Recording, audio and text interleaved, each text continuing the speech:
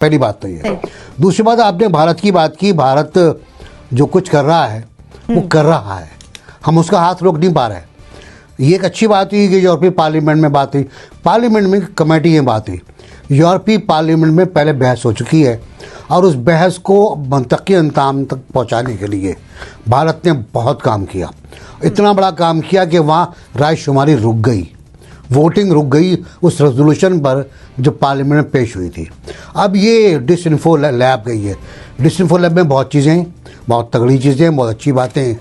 Parliamentary committee को भी गुस्सा आया। अब पार्लियामानी कमेटी फिर पार्लियामेंट जाएगी, वो उसको वहाँ पर रखेगी, बात करेगी, क्योंकि वो अजीब मुल्क है, वो बगैर पार्लियामेंट कोई काम नहीं करते। और जब पार्लियामेंट कोई फैसला करेगी तो उस पर वो अमल दरामद करेंगे। फैसला पाबंदी का होगा, पाबंदी लग जाएगी। फैसला कुछ ना करने का होगा, फैसला रायशुमारी ना करने का हो जाएगा तो हो जाएगा। बाहर तो मसला ये है ना कि हॉलैंड का जो वजीर आज़म है उस पर इल्ज़ाम लगता है कि आपने हमें जो रिपोर्ट पेश की थी बच्चों के वेलफेयर फंड में हुर्द-बुर्द की, वो गलत थी। पार्लियामानी कमेटी का फैसला था।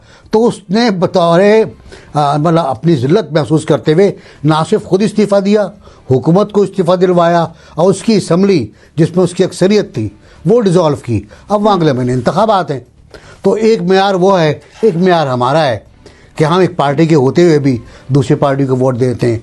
तो भारत जो है वो मेरा ख्याल है पूरी कोशिश करेगा। हम पूरी कोशिश नहीं करेंगे, हमारे सिफारतकार फिर ठंडे ठंडे बैठे रहेंगे, एक प्रेस रिलीज जारी कर देंगे, एक किसी से मुलाकात भी नहीं करेंगे। हमारे वज़ीर ख़ारिजा भी फ़ोन कॉल करेंगे, किसी से मुलाकात नहीं करेंगे। जो करना है डिसइंफो लैब करें, जो करना है NGOs करें, जो करना है वहाँ कश्मीरी जो रहते हैं वो करें या पाकिस्तानी करें, हम कुछ नहीं करेंगे। ठीक है डॉक्टर नाजिर, पाकिस्तान भारतीय प्रोपेगेंडे को किस तरह से नाकाम बना सकता है? जिन डोसियर्स का हम आए रोज जिक्र सुनते हैं, अगर वो यूरोपियन पार्लियामेंट में पेश किए जाएं तो क्या उससे पाकिस्तान का मौकफ जो है उस पर मोहर सख्त हो जाएगी? होनी तो चाहिए, क्योंकि जो प्रोपेगेंडा हुआ है उसके खिलाफ हमने सबूत भी दिए हैं। तो अब सवाल ये पैदा होता है, मैं अक्सर ये मिसाल देता हूं कि ये ग्लोबल विलेज है, ग्लोबल विलेज के एक मोहल्ले में हम रह रहे हैं। अच्छा, मेरा पड़ोसी मेरे खिलाफ बहुत सारी बातें करता रहा है, प्रोपेगेंडा करता रहा है मेरे खिलाफ। तो अब मैं अगर उसको काउंटर करता हूं तो मेरी बात कैसे मानी जाएगी? अच्छा, मेरी बात उसकी बात मानी जाएगी, मेरी नहीं मानी जा रही, क्यों नहीं? उसकी दो तीन वजह होती है ना। पहली बात तो ये होती है कि मुझे भी उसको काउंटर करने के लिए ठोस सबूत सामने रखने पड़ेंगे। अच्छा, जो सबूत हम देते हैं, हमने दिए भी हैं सबूत, हम कहते हैं कि हमने सबूत दिए, उसका ताल्लुक हमारी साख से होता है। यानी पहली बात यह कि हमें ठोस सबूत देते रहना चाहिए। नंबर दो, सिर्फ सबूत से अगर काम नहीं चल रहा तो उसके साथ साथ हमें अपनी साख को बेहतर करना पड़ेगा।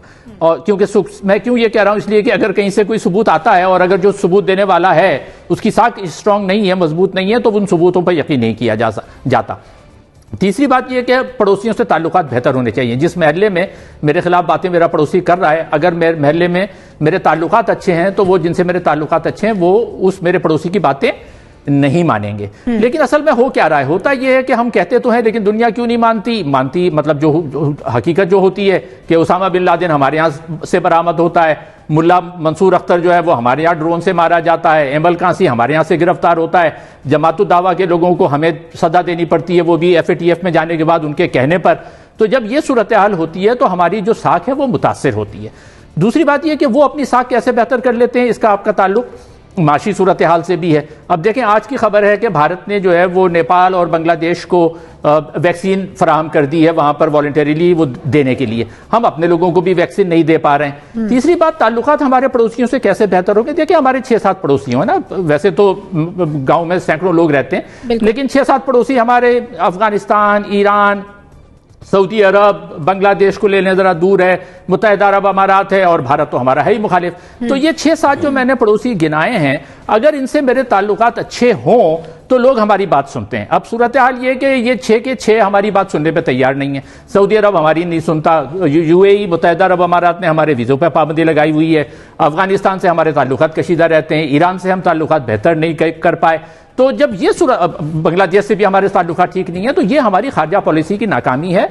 अगर हमें भारत के प्रोपेगेंडा को काउंटर करना है तो हमें एक बेहतर खारजा पॉलिसी बनानी होगी, पड़ोसियों से ताल्लुकात बेहतर करने होंगे अपनी साख बेहतर बनानी होगी, उसके लिए कुछ पड़ोसियों को ऑन बोर्ड लेना, हाँ, और उसके लिए कुछ अच्छे काम हमें करने होंगे। अगर हमारी साख अच्छी नहीं है कि भाई आपके यहाँ तो जो है वो अच्छे काम नहीं होते, तो इससे हम मोहल्ले में हमारी रेपुटेशन खराब होती है, लोग हमारी बात नहीं सुनते। ये एक लॉन्ग टर्म अमल है, हमें तवील मुद्दती उस पर काम करना चाहिए। ठीक है डॉक्टर साहब, आपका पॉइंट आ गया। बुखारी साहब, भारत का पाकिस्तान मुखालिफ प्रोपोगेंडा एक तरफ, कश्मीर में लोगों पर जुल्म सितम एक तरफ, अभी तक अगर यूरोपियन पार्लियामेंट में सिर्फ गुफ्तगू हो रही है तो हम इसे क्या समझे? एटलीस्ट आगाज हुआ, किसी ने बोलना शुरू किया, या हम ये समझे कि ये बातचीत से मामला आगे नहीं बढ़ेगा? देखिए, भारत जो भी करता है वो झूठा प्रोपेगेंडा करता है, तो वो अपने नेशनल इंटरेस्ट को देख के करता है।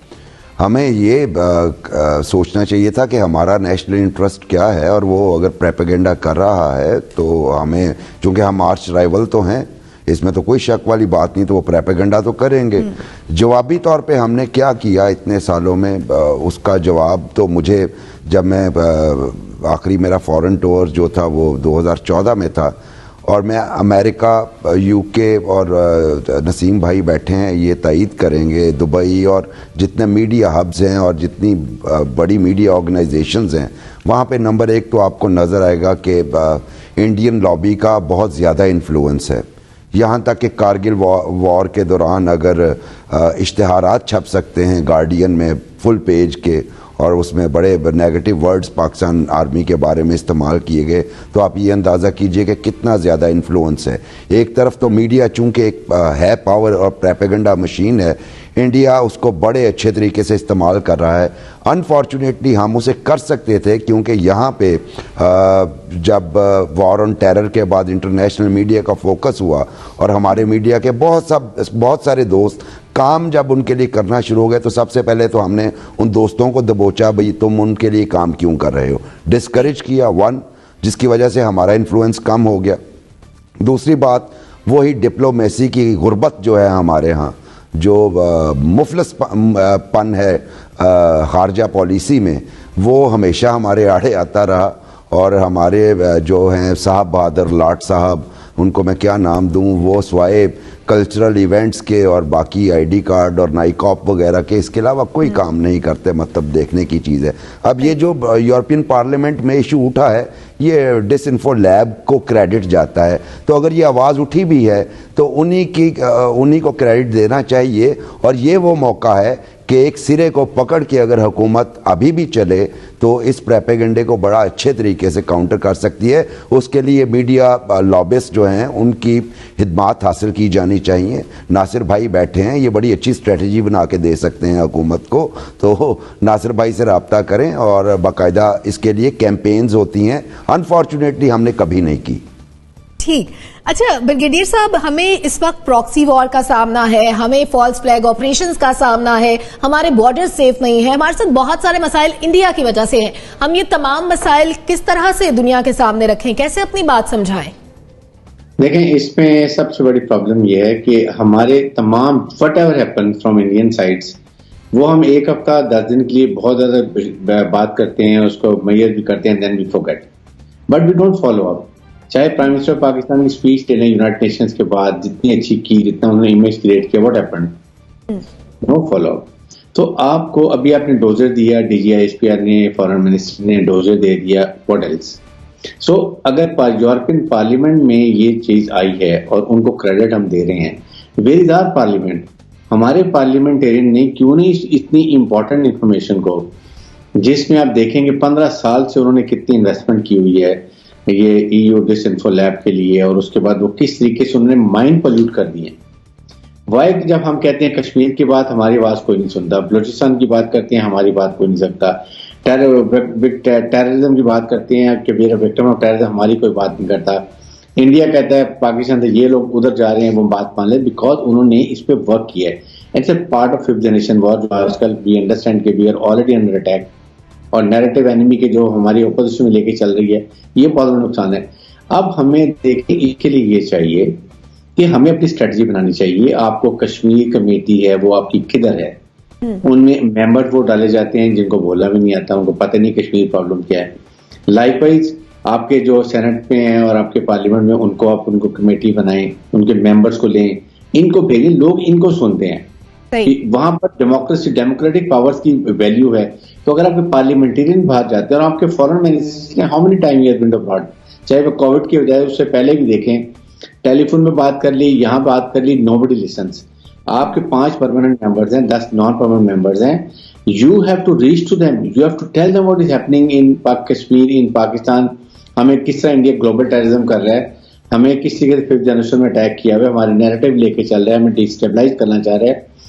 और जाहिर है कि उन्होंने सीपैक के लिए दे डोंट वांट, वो तो प्रॉक्सी बहुत बड़ी है, ये क्लियर है, American the very clear. America के इंडिया के नेक्सस जो इस वक्त सबको पता है क्यों है and why they are doing all this.